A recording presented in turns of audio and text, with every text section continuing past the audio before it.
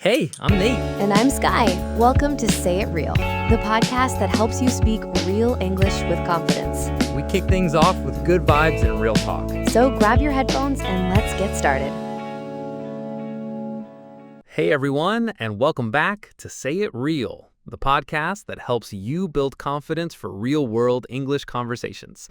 I'm your host, Nate. And I'm Skye. It's so good to be with you today. So, Nate, let's just jump right in. To everyone listening, I want you to imagine something for a second. You're in a Zoom meeting with colleagues from all over the world. Your turn to speak is coming up, and suddenly your heart starts racing. Your palms get a little sweaty, and your mind just goes blank. Ugh, that feeling, that lump in your throat. Yeah, that sounds familiar to me. And if it sounds familiar to you, you are definitely not alone. So many people feel anxious about speaking English. Even native speakers get nervous. But the good news is, this fear is something you can absolutely overcome. And that's exactly what we're talking about today. Exactly. And let's start with a real story, because this isn't just a concept, it's a real feeling. Let's talk about Sophia. She's a 25-year-old from El Salvador, and she's been learning English for years. She just got a great new job at an international company. Right, so on her first team video call, she was terrified. As people started introducing themselves, she could literally hear her heart thumping. When it was finally her turn, her voice came out all shaky and quiet. And her head was just full of, all those racing thoughts. Will they notice my mistakes? What if I use the wrong words? She was even worried about her Spanish accent, like saying berry instead of very. Her mind just went blank on phrases she actually knew. Instead of sharing her ideas, she just kind of mumbled a short intro and went silent. After the call, she felt so frustrated, ashamed even. She was thinking, why can I write and read English, but I freeze up when I have to speak? And Sophia's story is, well, it's not unique at all. So many learners feel that same self-doubt. It's so true. So why does this happen? Why do smart, capable people like Sophia feel so much fear? Let's get into the core of it. There are a few common causes, and the first one is a big one, the fear of mistakes or failure. Yeah, that fear of sounding stupid. You worry about a grammar mistake or mispronouncing a word, and it just feels overwhelming. We imagine that one little slip-up will make everyone think less of us. Totally. And that ties into the next cause, the fear of being misunderstood or judged. You start thinking, they'll laugh at my accent, or they'll notice every single error. That fear of what others think can just make you go silent. And sometimes it's just a lack of confidence. If you haven't spoken English much, you might just feel timid. You doubt yourself, and it's hard to find the courage to speak up when you're already feeling unsure. Oh, for sure. And the last one is perfectionism. Sometimes the biggest critic is, well, it's you. We expect to speak as perfectly in English as we do in our native language. So when we make a mistake, we feel embarrassed, like we failed. There's a great quote about that. It says, "You're often not afraid of what others will think. You're afraid of what you will think of yourself." That pressure we put on ourselves actually makes the fear worse. All these things, fear of mistakes, judgment, perfectionism, they all contribute to what's called glossophobia. Glossophobia. That's the fancy term for speech anxiety. But the most important thing to remember is that it's completely normal. So now that we know what causes it, let's talk about how to overcome it. Let's do it. Overcoming this fear is about tackling two things: the emotional side, which is your mindset, and the practical side, your skills. Let's start with the psychological strategies first. Okay, so first thing, when you feel that panic rising, just pause and take deep breaths. It's so powerful for calming your body down. Try inhaling for 4 seconds and then exhaling for 6 seconds. It sends a signal to your body to just relax. Next, use positive self-talk.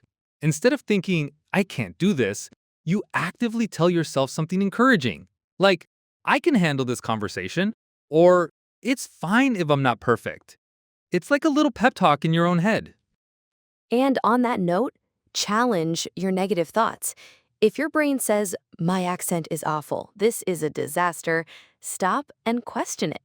Is it really a disaster? Probably not. Everyone makes mistakes. One little slip up isn't the end of the world. Those are great for managing the mindset. Now, let's talk about the practical side, the linguistic strategies. Yeah, so first off, start small and slow. You don't have to give a speech on day one. Practice in low-pressure situations.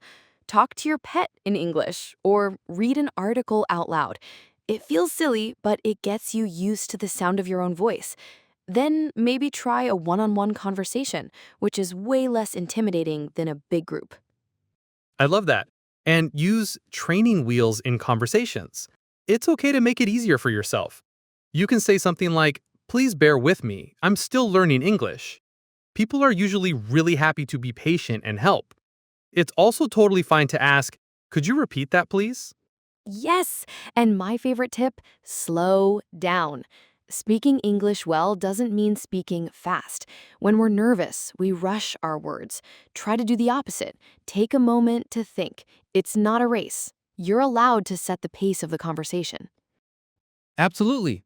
So now that we've explored the causes and strategies, let's just quickly highlight some of the most concrete tips you can start using today. Okay, so first, practice regularly, even for just a few minutes every day. Second, focus on communication, not perfection. The goal is just to share your ideas. Third, and this is huge, embrace mistakes as learning opportunities. If you're not making mistakes, you're not growing. So true.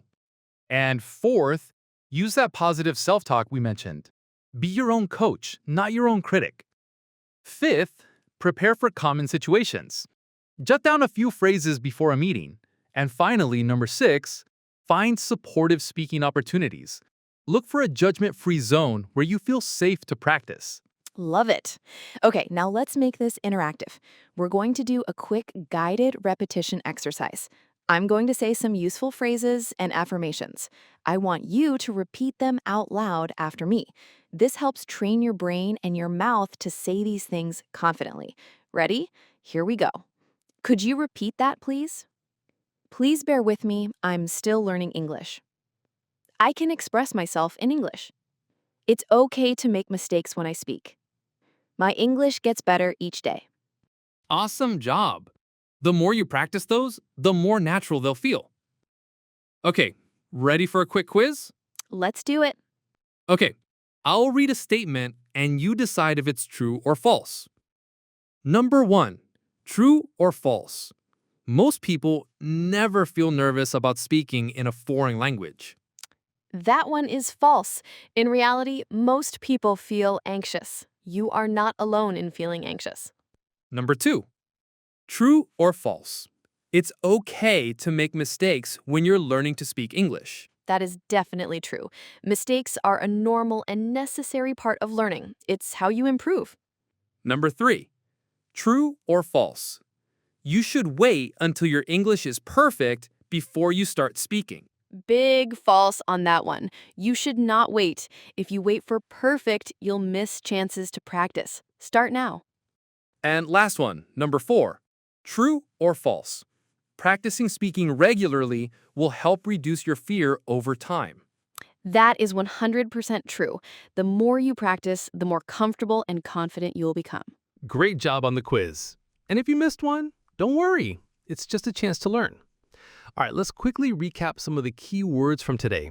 Understanding these will help you think and talk about your learning journey. First up is anxiety, a noun. That's a feeling of strong nervousness or worry. For example, she felt anxiety before her presentation, but some deep breaths helped calm her down. Then there's confidence, also a noun. That's the feeling of trust in your own abilities. His confidence grew after he successfully chatted with a stranger in English. Next is fluency, the ability to speak a language easily and smoothly. And then perfectionism, which is the mindset of insisting on being perfect. Perfectionism made him afraid to speak.